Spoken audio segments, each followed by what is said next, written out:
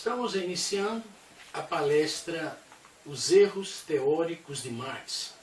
Os erros de Marx. Até agora nós vimos que o marxismo ele tem 5 pernas. O materialismo dialético, que nós estudamos, e apresentamos a contraproposta, que é o deusismo científico, que é os valores e as ideias cristãs fundamentadas na ciência pró-Deus contemporânea. Vimos o materialismo histórico, que apresentamos como contraproposta o historicismo deusista. E agora nós vamos ver as teorias sociológicas de Marx. São 5 partes. Depois veremos as teorias econômicas e as teorias políticas. A sociologia, ela surge na Europa do século XVIII, logo após a Revolução Industrial. As condições sociais da época levaram alguns pensadores da época a estudar a questão da sociedade, as transformações que estavam em andamento. Um dos primeiros que se dedicou a esse estudo é Claude-Henri de Saint-Simon, um francês que desenvolveu uma visão sociológica, embora ele não seja muito enfatizado hoje, e que é a base, não é, do pensamento de Auguste Comte, que é o sucessor e herdeiro do pensamento sociológico de Saint-Simon. No livro A Natureza Mística do Marxismo, nós pusemos aqui na contracapa uma síntese do pensamento do Claude-Henri de Saint-Simon e do Auguste Comte, que é a ideia de construir uma nova religião da humanidade, humanista, sem Deus, sem cristianismo, sem a Bíblia, sem nenhuma referência à civilização cristã. E que essa nova religião da humanidade, ela foi sistematizada e organizada pelo Auguste Comte. Embora a ciência ateísta jogue para debaixo do pano, debaixo do tapete, toda essa dimensão ocultista, né, e satanista desses pensadores, elas não desapareceram, são fatos da biografia desses caras. O Comte, embora hoje, quando se fala em sociologia, só se apresenta algumas ideias básicas da sociologia de Comte, que na verdade ele surrupiou do Saint-Simon. Mas ninguém diz, por exemplo, que ele criou uma nova religião. Passou a maior parte da vida dele elaborando um novo calendário, né, para eliminar o calendário cristão, as datas. Tirou todos os santos e colocou os heróis do progresso humano, e colocou ele próprio, e a Clotilde de Vaux, a mulher dele, no centro. Criou os templos positivistas, espalhou pelo mundo, inclusive o Brasil. A influência do positivismo foi imensa na proclamação da República. Então, na verdade, o Comte foi mais um místico ocultista anticristão, que é de fato um sociólogo. Okay? Mas a ciência ateísta é desonesta, então ela tem a tendência a esconder. É como Newton, por exemplo. Newton era um alquimista, um bruxo, era um homossexual degenerado, ladrão. No entanto, a ciência ateísta fala só do físico, fala só da gravitação universal, do cálculo, e não menciona o lado vergonhoso da vida de Newton, ok? E esconde, joga para debaixo do pano tudo aquilo que vai manchar a imagem. Mas nós vamos futuramente postar uma palestra que nós vamos falar sobre Newton desmascarado. Ok? Então o Auguste Comte desenvolver uma visão sociológica baseada no pensamento do Saint-Simon. Para ter uma ideia, o Saint-Simon é um sujeito que deu 6 tiros no próprio rosto. Daí dá para você imaginar, não é, quem é a figura. E que Auguste Conti era um discípulo de Saint-Simon. Okay? Esse lado escondido da vida desses caras é que nos interessa. É o que, por exemplo, interessou mais ao historiador Paul Johnson. Okay? Rousseau, Marx, Shelley, está tudo aqui. O lado vergonhoso, sujo da vida desses caras. Okay? Que são apresentados hoje perante a humanidade como os santos dos santos. Okay? Se propondo a substituir Jesus, Moisés, né, e outros grandes personagens da história. Tomás de Aquino, okay, Santo Agostinho. Então esses canalhas, na verdade, querem como que substituir. O próprio Marx é retratado aqui, a vida pessoal dele, problemas que ele teve com o empregado, teve um filho com o empregado. Não é? Um burguês arrogante, que viveu às custas do Engels. E, no entanto, é o Marx. Parece... E tenta-se, inclusive, equiparar o Marx com Jesus. Então, o Saint-Simon Conti e o Saint-Simon desenvolveram a ideia de uma sociedade que progride. Okay? A sociedade parte do nível menor de desenvolvimento e vai ascendendo até o nível da cultura europeia. Embora o Conte e Saint-Simon fossem anticristãos, eles reconheciam na sociedade europeia o padrão mais elevado, né, até aquele momento da história que uma sociedade podia chegar. Ok? Então é uma visão evolucionista, profundamente influenciado pelas ideias evolucionistas.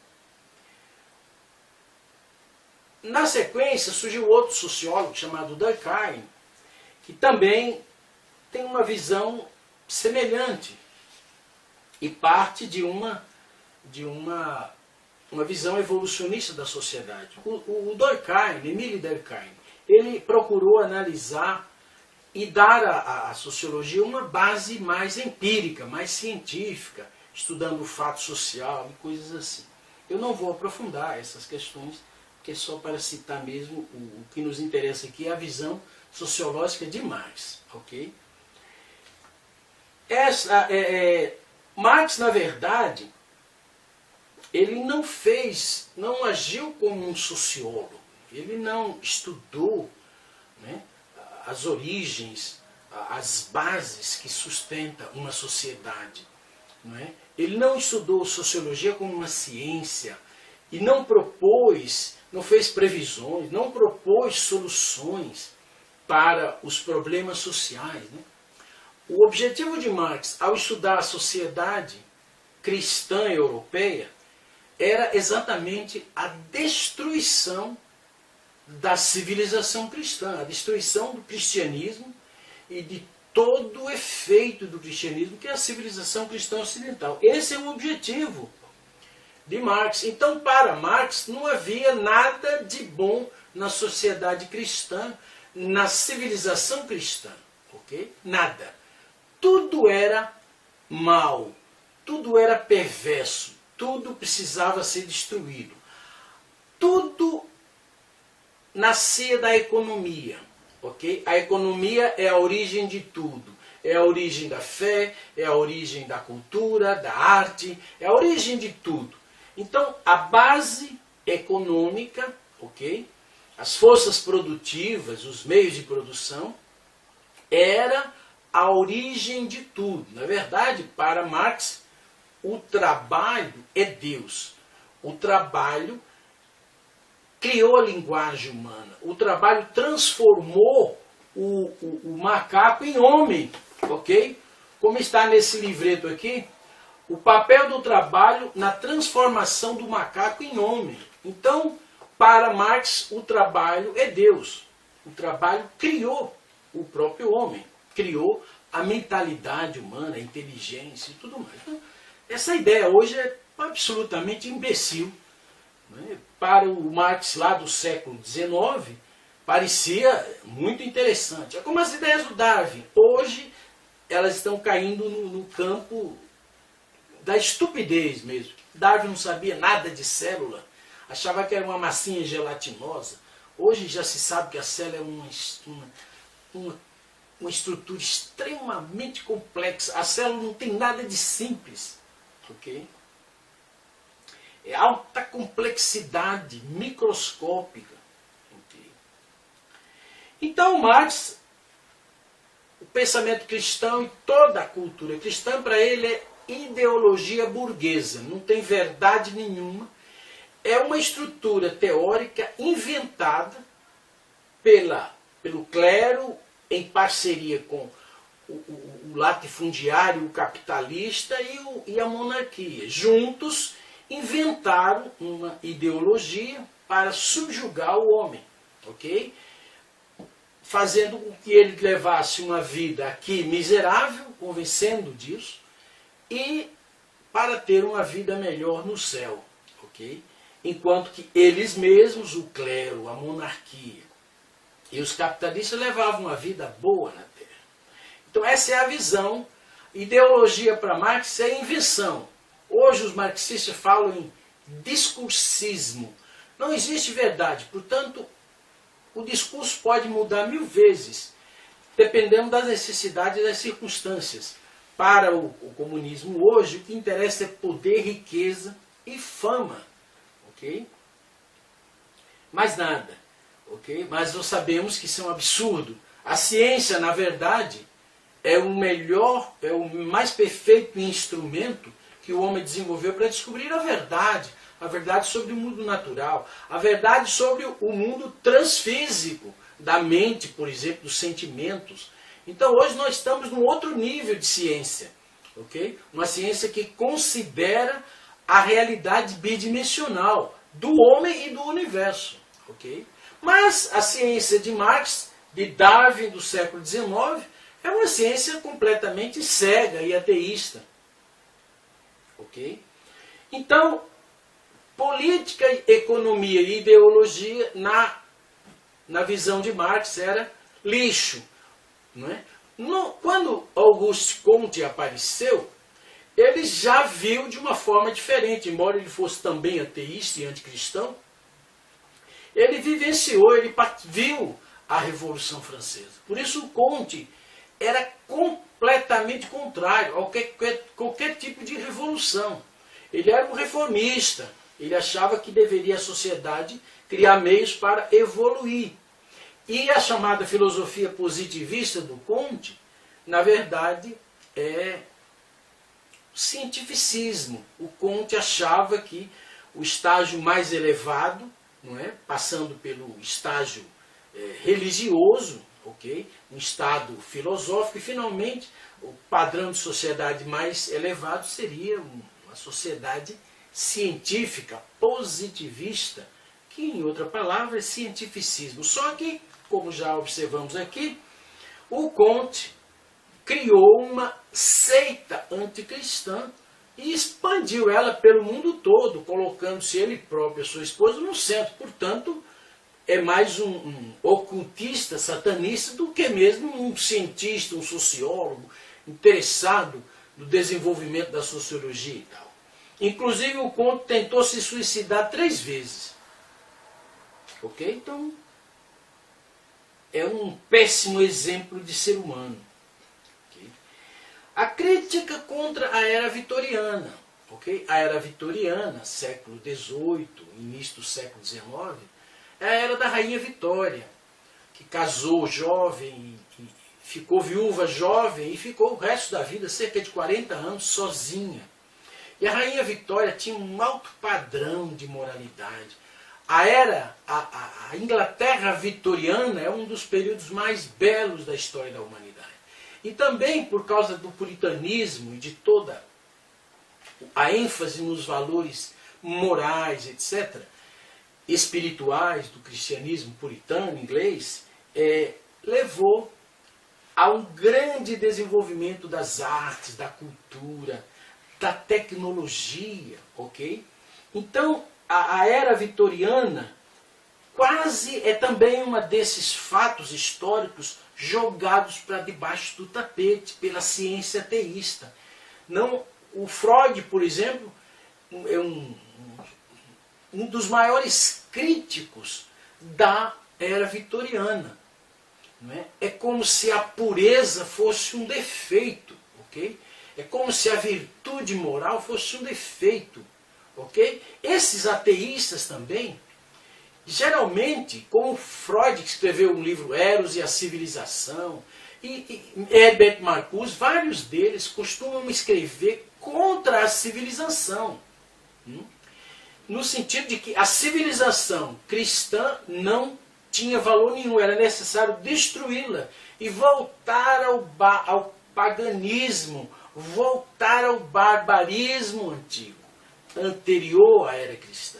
Então, é muito suspeito ver esses cretinos falando mal da civilização cristã, que é a mais elevada civilização de toda a história. Foi a civilização que desenvolveu a universidade, a escola, que desenvolveu a arte num nível extraordinário, o estilo gótico, o canto lírico, ok? Os estudos sobre a Idade Média, um livro muito importante, é um livro chamado do Thomas Woods, que é um historiador americano, chamado Como a Igreja Católica Construiu a Civilização Ocidental, ok? Não gosto de como a Igreja Católica, de como o cristianismo, como Jesus desenvolveu a civilização cristã ocidental. Eu não sou católico, não sou protestante, eu sou deusista, acredito na Bíblia como a verdade de Deus, mas não pertenço a nenhum grupo religioso. Ok. Então, a era vitoriana antecedeu a explosão da Revolução Industrial Inglesa. Né? E a Revolução Industrial multiplicou, não é, a produtividade, deu às pessoas mais pobres acesso. Né? A Revolução Industrial também influenciou na produtividade no campo.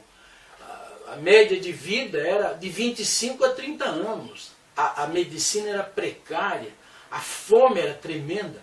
Mas com a Revolução Industrial, uma quantidade imensa de pessoas passaram a ter acesso a bens manufaturados, sapatos, coisas assim. Os historiadores honestos estudam a Revolução Industrial como um evento extraordinário. E mesmo os comunistas, e mesmo esses cretinos anticristãos e ocultistas, eles não se atrevem a dizer que a Revolução Industrial foi inútil.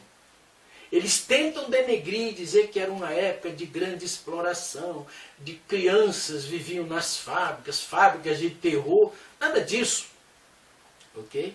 A verdade é completamente outra. É claro que havia aprendizes, como hoje tem os estagiários e tal, né? Mas foi um período de grande desenvolvimento e a Revolução Industrial se expandiu para todo mundo. Quais os efeitos da Revolução Industrial? Né? Estamos falando de 1789. Ok? A Revolução Industrial trouxe a máquina a vapor, por exemplo, criou uma tecnologia, mas no processo, né, essa tecnologia hoje é o mundo que nós temos.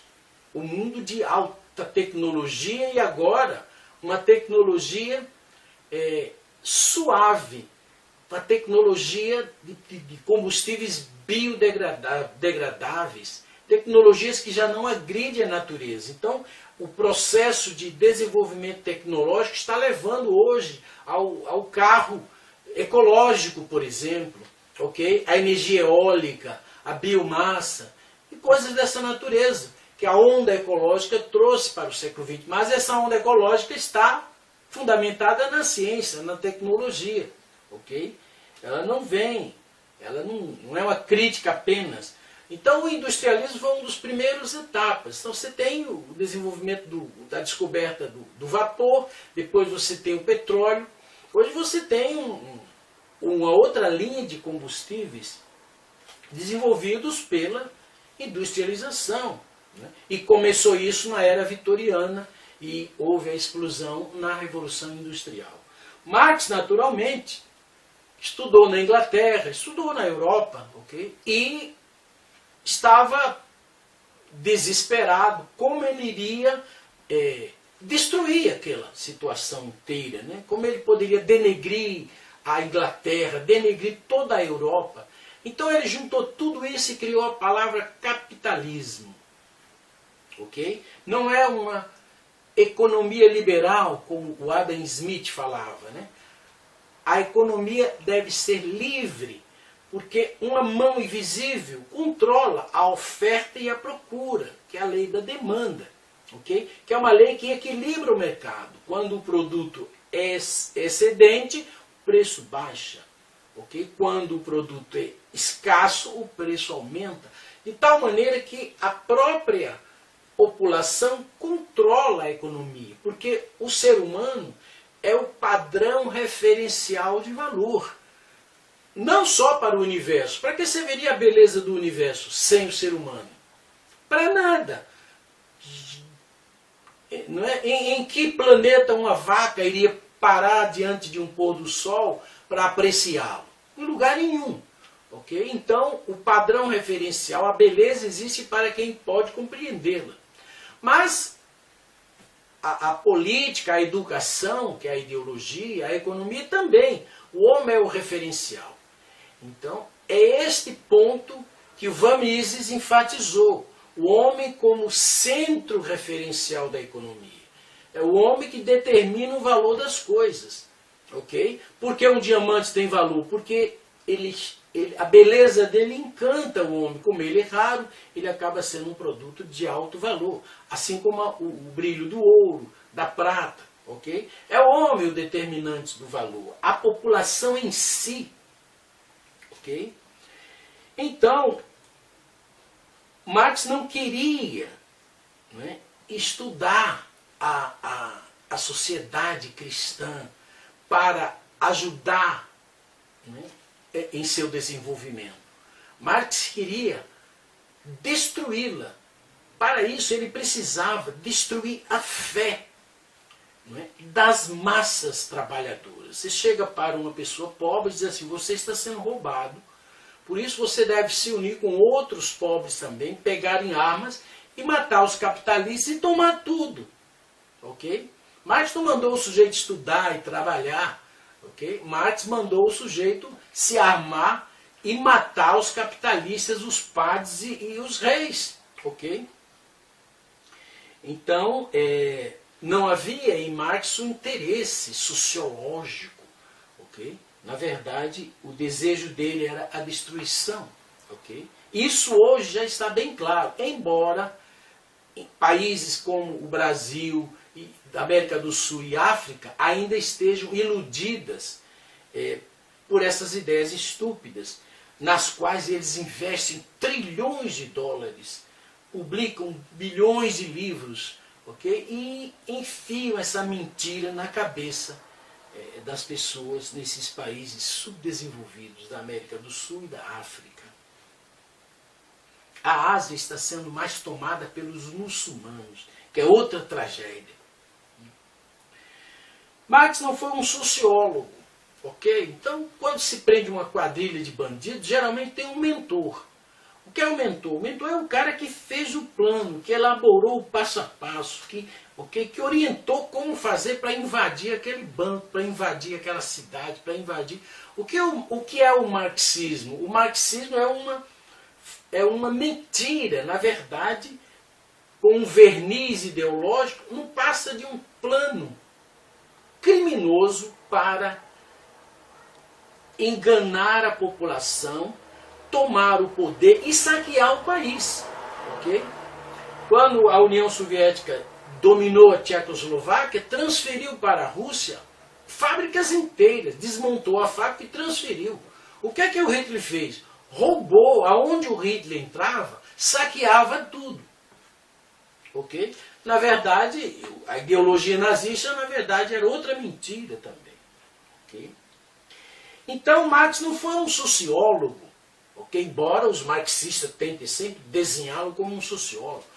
Os frutos da sociologia de Marx é 35 economias destruídas. Hoje, por exemplo, é ausência de paz na maioria dos países do mundo. Okay? É 150 milhões de pessoas assassinadas. Esse é o resultado do plano criminoso de Marx para tomar o poder. Mas é claro que ele não iria chegar e dizer para as pessoas, olha, vocês vamos nos unir, vamos nos transformar em assassinos e ladrões. Ele não dizia assim. Ele dizia, vamos criar uma sociedade justa, igualitária, de paz eterna.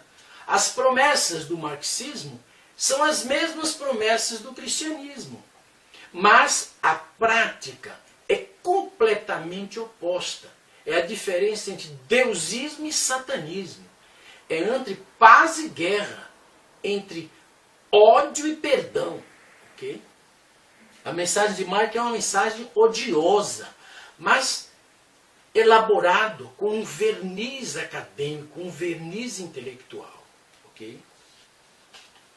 O Paul Johnson, no livro Os Intelectuais, okay, analisou o caráter desses intelectuais que se colocaram na posição de novos clérigos, ateístas, né? E ao invés de trazer paz e felicidade para a humanidade, trouxe guerra, fome, miséria, genocídio. E também o Leandro Narlock lançou recentemente o livro Guia Politicamente Incorreto da História do Brasil, onde ele analisa a questão, por exemplo, da escravidão no Brasil. Né? E o segundo livro é o Guia Politicamente Incorreto da História do Mundo. E aí o Norlock, ele estudou a Revolução Industrial em detalhes, ok? E também estudou sobre o comunismo. E ele então enumera lá 32 razões pelas quais não se pode levar o comunismo a sério. Entendeu? É uma grande piada. Mas uma massa ignorante é facilmente manipulável com a promessa de riqueza imediata. Okay? Então vamos tomar tudo o que eles construíram, porque eles estão roubando de nós. Então vamos tomar tudo. Okay? Então, o que gera a riqueza? A força física ou a força mental? A criatividade. Okay? O sujeito inventou o motor, o sujeito inventou o computador. Okay? Um sujeito, certo dia, entrou um vento na sala, ele era um contador, e espalhou os papéis. Ele arranjou um pedaço de arame, dobrou e prendeu os papéis. Inventou o clipe, ficou bilionário. Um sujeito na Argentina inventou a caneta esferográfica, que tem uma esferinha que gira. Ele viu aquelas máquinas antigas de impressão que tinha uma bola que melava na tinta. Ele trouxe a ideia e botou aqui na pontinha da caneta. Ficou bilionário. Ok? Então, a criatividade é a verdadeira fonte da riqueza, da produtividade. Agora, depois de criado o produto, criado as máquinas para produzi-lo, então veio o trabalho do operário. Questão somente ligar e fazer a máquina funcionar. E em troca desse trabalho ele recebe algo para sua manutenção. Mas ele é livre para permanecer ou não, ou para abrir uma própria empresa e se tornar ele próprio empreendedor. Essa é a liberdade, essa é a possibilidade que o liberalismo econômico lhe dá. De você trabalhar naquilo que você gosta, naquilo que você ama, e você poder se arriscar no empreendedorismo, criar a sua empresa. O sujeito que criou a Boticário, por exemplo, criou ela no fundo de casa. Okay? O Silvio Santos era um camelô de rua que vivia vendendo aquelas coisas nas ruas de Rio de Janeiro, e hoje é um grande empresário. E assim pode acontecer com qualquer indivíduo. Okay? Numa sociedade livre, numa economia livre. Ok? Ok, então vamos ver agora a contraproposta deusista, ok? Para a chamada sociologia do conflito, a sociologia marxista. Né? Nós vimos que Saint-Simon, Comte e Durkheim são três sociólogos da linha materialista, teísta, ok? Mas o Comte e o Durkheim não falam em revolução, porque eles, não é? O Comte viu os efeitos da Revolução Francesa e ele viu que aquilo só foi um banho de sangue e mais nada. Okay? Logo em seguida, o Napoleão assumiu como um ditador e acabou com toda a história de democracia. Provocou as guerras napoleônicas e matou 5 milhões de pessoas. Então aquilo era só conversa fiada para tomar o poder. Okay? O Robespierre, que liderou a Revolução Francesa, acabou decapitado. Okay? É a autofagia. O comunismo mata os outros e mata a si mesmo, mata os seus próprios amigos. Okay? Então, essa sociologia do conflito, que está implantada no Brasil, okay? A ênfase é sobre esses caras, não é sobre a sociologia de Joseph de Maistre, que é uma visão sociológica cristã, ou a sociologia de Max Weber, que é uma sociologia cristã, que analisou o sistema econômico e ele viu que a burocracia, a divisão do trabalho, criava a riqueza. A burocracia organizava o processo de produção. Okay? Então, o livro Economia e Sociedade, do Max Weber, já é uma crítica e uma contraproposta para a visão de Marx, para a visão anticapitalista, né, e anticristã de Marx. Então, a contraproposta da ciência deusista para a sociologia do conflito é o que nós chamamos de sociologia natural. Okay? A sociologia natural é exatamente isso que ela diz. A sociedade é um fenômeno natural, assim como tudo na natureza. Okay? As abelhas se organizam, as formigas, os cupins, os animais se organizam, formam bandos que têm uma certa organização social. Mas com o ser humano, devido à espiritualidade, à mente espiritual, à criatividade, no ser humano, o psiquismo atinge a plenitude, o sentimento atinge a plenitude, ok? Mas sem esquecer que o homem é um ser híbrido. Ele não está no seu estado de criação original, de puro bem. O homem tem dentro dele bem e mal, que é o resultado do triângulo amoroso que se formou no início da sociedade humana. A sociologia natural, ela parte naturalmente da família. A família é a célula básica da sociedade. Uma família natural, né? Uma família é uma unidade dual natural. Todo o universo é dual, positivo e negativo, próton, elétron, cátion, ânion, estamo e pistilo, macho, fêmea, homem e mulher. A natureza toda é formada de unidades duais que existem em uma relação harmoniosa entre si e não conflitante. Okay? Então a família é uma unidade dual. Okay? O Marx, embora ele atacasse a família, ele sempre se perguntou por que ele passou a vida dele toda amando uma única mulher, a Jenny.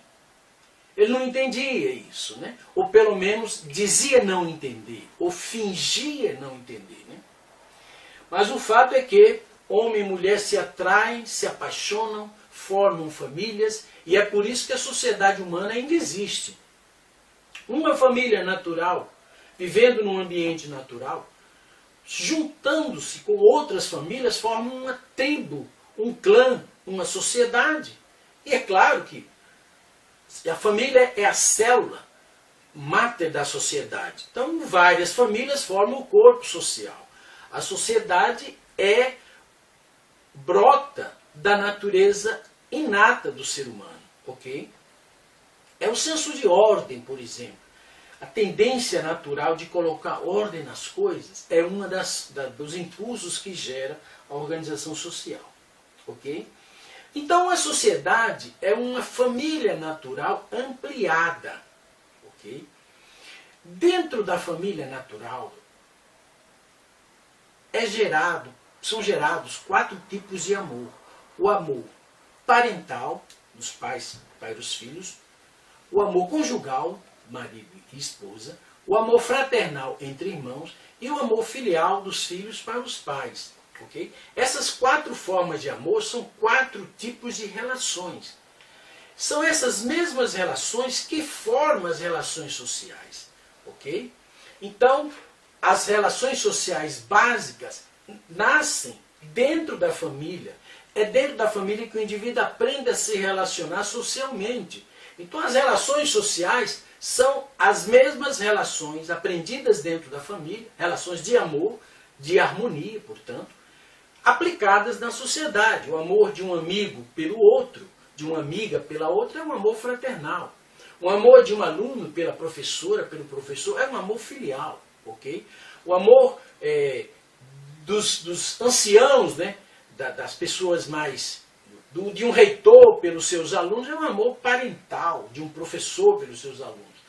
A única forma de amor que é exclusiva do homem e da mulher é o amor conjugal. Okay?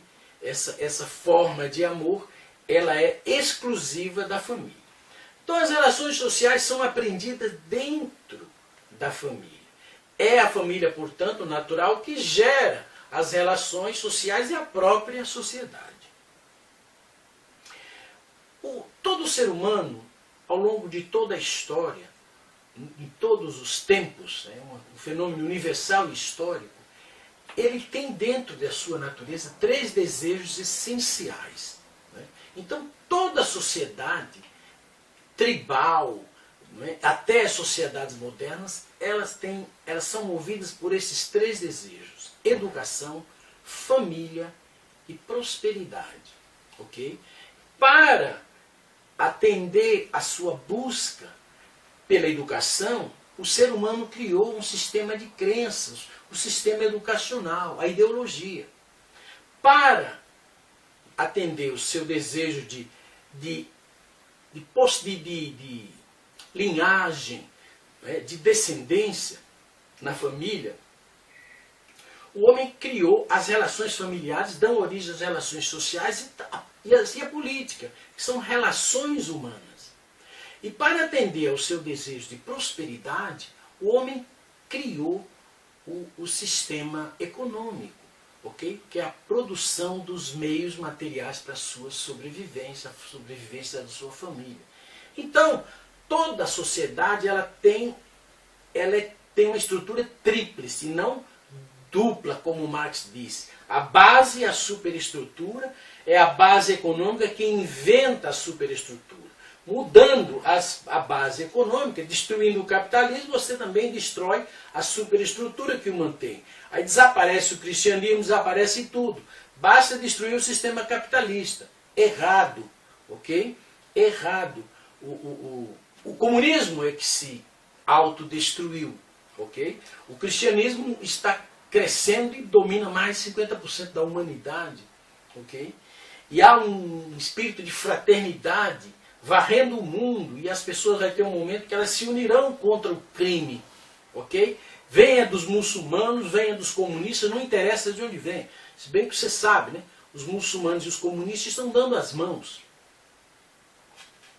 Ok? Então, a sociedade, esse tripé, ideologia, política e economia, brota da natureza humana. É um fruto da exteriorização da natureza humana. Okay? Então, a sociologia do conflito, a sociologia ateísta, ela pergunta, ela afirma, o homem é produto do meio social. Okay? É na sociedade que o homem forma a sua mente, né? É a formação social da mente, do Vygotsky, né? É na sociedade que se constrói o conhecimento, é o construtivismo de Piaget, todos ateístas, ok? Então, essa ideia de que o homem é produto do meio, ela se fundamenta na ideia de que o homem não possui uma natureza humana inata, ok? Então, para entender essa questão, nós temos que fazer uma pergunta. O que surgiu primeiro? O homem ou a sociedade? para os marxistas e ateístas em geral, a sociedade surgiu primeiro. Ok? Então, eles caem no ridículo de afirmar a existência de uma sociedade que veio a existir antes do próprio homem.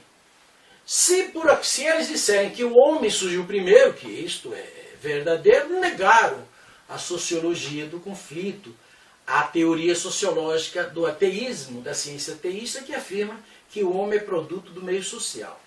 É evidente que, à medida que o tempo avança e que o nível de verdade e de amor aumenta, revelados por Deus, a sociedade vai sofrendo uma transformação, ok? É uma onda contínua, ok? A sociedade parte do barbarismo pós-queda, ok? E ela está retornando para o estado anterior à queda, ok? Para a sociedade familista. Não é? Estamos vivendo hoje o modelo mutualista, ok? De globalização, ok? Então, o homem surgiu primeiro e, em busca de realizar os seus 3 desejos essenciais, o homem estruturou a sociedade, ok? Então, a sociedade é natural e ela brota da natureza inata do ser humano. Não há como contestar isso. Isso é verdade. Ok? Isso pode ser provado. Basta analisar a história. Não precisa ir muito longe para entender isso aí. Ok?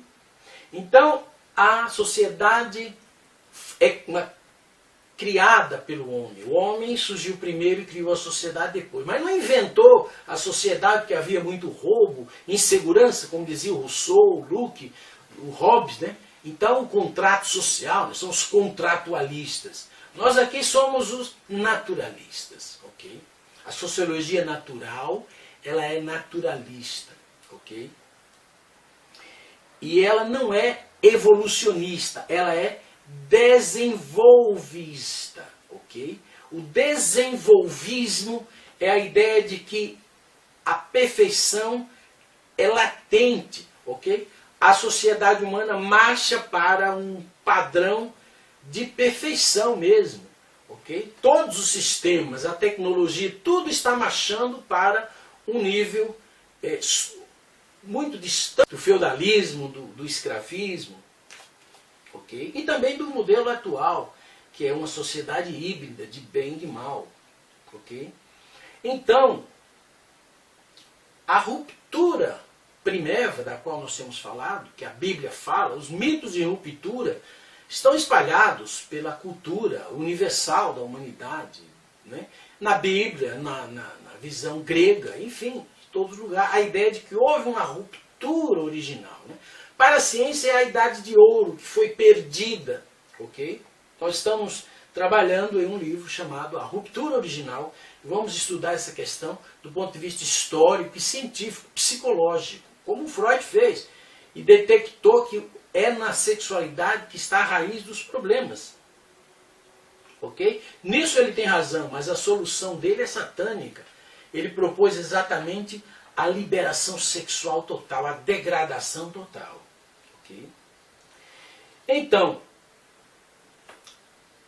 a partir da ruptura, da separação entre o homem e Deus, o homem perdeu o amor e perdeu a verdade, caiu no barbarismo total. O homem da caverna é, na verdade, o ser humano, após a queda, ele foi colocado num nível, né, até infra-animal, porque a crueldade do homem, de homens como Hitler, como Nero, Calígula, Átila, Cambises, a crueldade do Lenin, do Stalin, do Pol Pot, do Mao Tse Tung, a crueldade desses criminosos não tem paralelo na natureza. Um leão, ele sai para caçar, caça, come, não é? É um minuto, o momento da caça, do mesmo jeito que a gente come uma galinha. E depois o leão vai brincar, ok? Vai brincar com a sua família, com seus filhotes, ok? Você não vê um leão fazendo um genocídio, ok? Isso o homem faz porque ele se tornou híbrido, metade divino e metade satânico.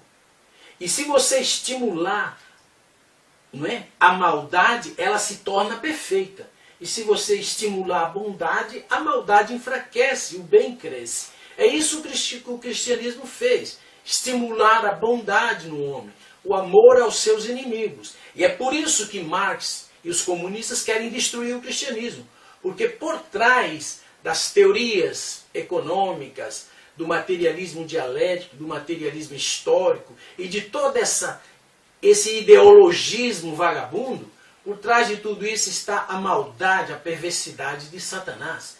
E é por isso que o comunismo traz tanta miséria e tanto sofrimento. Okay? É por isso que eles querem destruir o cristianismo e, automaticamente, a civilização cristã. Então, uma vez que o homem se tornou híbrido, aí nasce daí o conceito de cultura. Okay? Para o Taylor, que é uma das definições da cultura mais usadas, né?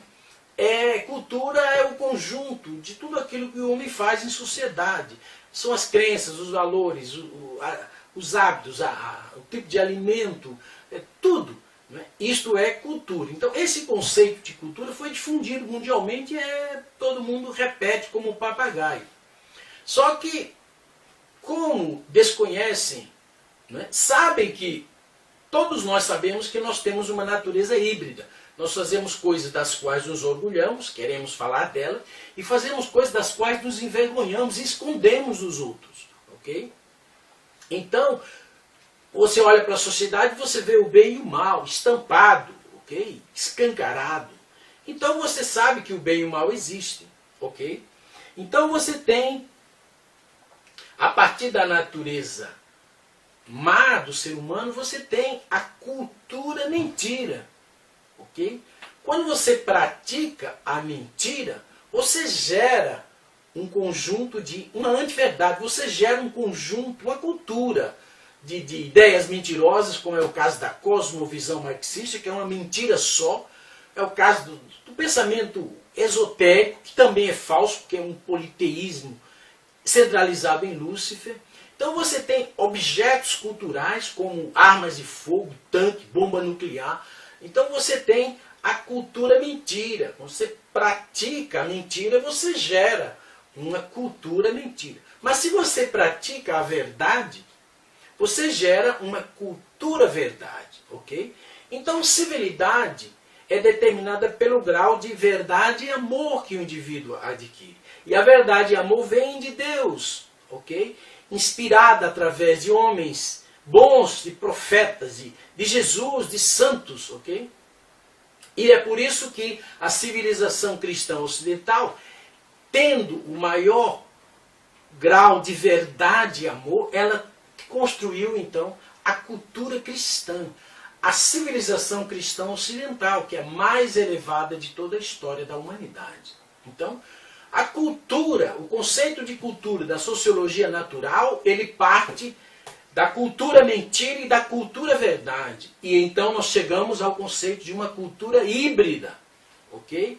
Então cultura não é tão somente o conjunto daquilo que o homem faz. Ok? Como o Taylor disse. Não é? Na verdade, a cultura é algo mais profundo. Ok? Então esse é o conceito de cultura da sociologia natural, que é a sociologia da ciência deusista. Eu faço questão de mostrar esse livro para divulgá-lo. Okay?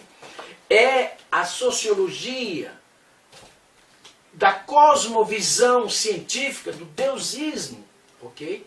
O Brasil não precisa do marxismo, não precisa dessas ideias estúpidas e ateístas. O Brasil tem uma nova alternativa. O Brasil tem a ciência deusista, o Brasil tem o deusismo. Ok? E essas ideias foram construídas ao longo da história. Não por um indivíduo. Ok? Eu me interesso por esses assuntos, estudo e contribuo com esses assuntos. Mas há pessoas ao longo de toda a história que contribuíram para a formulação da ciência deusista, para a formalização do deusismo científico, para a construção do familismo científico, okay? Que é um modelo de sociedade que todo mundo sonha, okay? uma sociedade pacífica, que as pessoas possam ser recebidas como irmãos em qualquer lugar do mundo, com segurança, sem assassinos, sem ladrões, ok? Então, o homem híbrido, ok, gerou, exteriorizou uma sociedade híbrida, ok? Então, o que é o sistema de defesa da sociedade, da civilização cristã? O sistema policial, o sistema judiciário e o sistema prisional é uma forma que as pessoas tipo Abel encontraram de se protegerem das pessoas tipo Caim. Okay? Caim mata para roubar. Okay? Então, o sistema de defesa prisional, judicial e policial, judicial e prisional é uma forma desenvolvida na civilização cristã para impedir Caim de matar Abel e para impedir que Caim mate outras pessoas e piore ainda mais a sua situação. Na verdade, o sistema prisional deveria mesmo ser um sistema de educação. Okay? O prisioneiro deve ser realmente levado ao trabalho e à educação. Somente assim é possível mudar. E educação com o viés religioso, com o viés moral. Okay? Então, assim como a natureza é regida por constantes naturais, né? São 2 milhões de constantes naturais, físicas, químicas, biológicas, que sustêm e mantêm o equilíbrio do universo, como a sociedade é natural, e o homem é um ser natural, e a sociedade é uma exteriorização da natureza do próprio homem, é evidente que a sociedade é regida por constantes sociais. E essas constantes sociais são os valores morais. Né? A moral é a conduta do indivíduo para com ele mesmo. E a ética é a conduta do indivíduo para com os outros na sociedade. Então, há um conjunto de valores morais, um desses princípios, dessas leis que regem a sociedade, é a lei da família, por exemplo. A família natural. É a lei da dualidade. Positivo e negativo em harmonia. Ok? A lei da centralidade. Tudo tem que ter um centro. E o centro precisa ser mantido para não destruir a ordem. Ok? Então, a sociedade, nós já fizemos uma palestra chamada Relativismo Cultural e Constantes Sociais, onde nós procuramos demonstrar a realidade da natureza humana e das constantes sociais. Assista lá. Então, o relativismo cultural, ok, é o pensamento pós-moderno, é a negação total do pensamento e da civilização cristã ocidental, ok? O relativismo cultural são 3 partes. Né? O relativismo epistêmico, que é a negação da verdade. O relativismo artístico, que é a negação da beleza, da proporção, da clareza. Okay? E o relativismo moral, que é a negação de toda a moralidade. Então, o pensamento pós-moderno é o último estágio desse ataque ateísta contra as ideias e os valores da civilização cristã. Não é? Mas, como a família é perpétua, é um elemento natural, como a estrutura social tríplice também é perpétua, ok? E como o ser humano tem dentro dele o que o Kant chamava de princípios categóricos, né? Imperativos morais, né? Podemos também falar em absolutivismo cultural. Okay? A teoria das constantes sociais aponta para um conjunto de valores e de ideias universais, que são essas ideias e esses valores, como por exemplo a ideia da paz, a ideia da família natural, a ideia do respeito à liberdade, à vida. Okay? É esse conjunto de constantes sociais, ou valores históricos e universais, que nós chamamos de absolutivismo cultural. Okay? Então está na hora de começar a falar mais de constantes sociais, de absolutivismo cultural, ou seja, uma verdade absoluta e inquestionável. Uma forma de beleza absoluta. O belo é o natural, porque é o natural que gera mais felicidade para o coração do homem. E o homem é o referencial de valor, ok? E a moralidade, ok? Os valores morais, ok? A infidelidade é um ato de traição que gera sofrimento e que gera violência e morte, ok? Então, a infidelidade não é um valor, é um antivalor. Valor absoluto é tudo aquilo que contribui para a realização dos 3 desejos essenciais da natureza humana: educação, família e prosperidade. Tudo que contribuir nessa direção é um valor. E tudo aquilo que vai contra, né, a realização desses 3 desejos essenciais do ser humano é um antivalor. Essa é a base da pedagogia deusista, ok? Tudo aquilo que contribui para a realização dos 3 desejos essenciais deve ser ensinado nas escolas. E tudo aquilo que vai contra deve ser retirado das escolas, deve ser banido, extinto, ok? Droga, por exemplo, não é necessário. Marxismo não é necessário, ok? Então, com esse último tópico sobre o relativismo cultural, nós encerramos essa parte 3 da palestra Os Erros de Marx. Okay? Analisamos a sociologia do conflito, que nasce de Saint-Simon, Comte, Durkheim, e chega em Marx e toma forma como uma pseudo-sociologia. E analisamos, fizemos uma breve introdução à sociologia natural, que é a sociologia da ciência deusista. A ciência deusista ela tem o seu lado de ciências naturais e tem o seu lado de ciências sociais.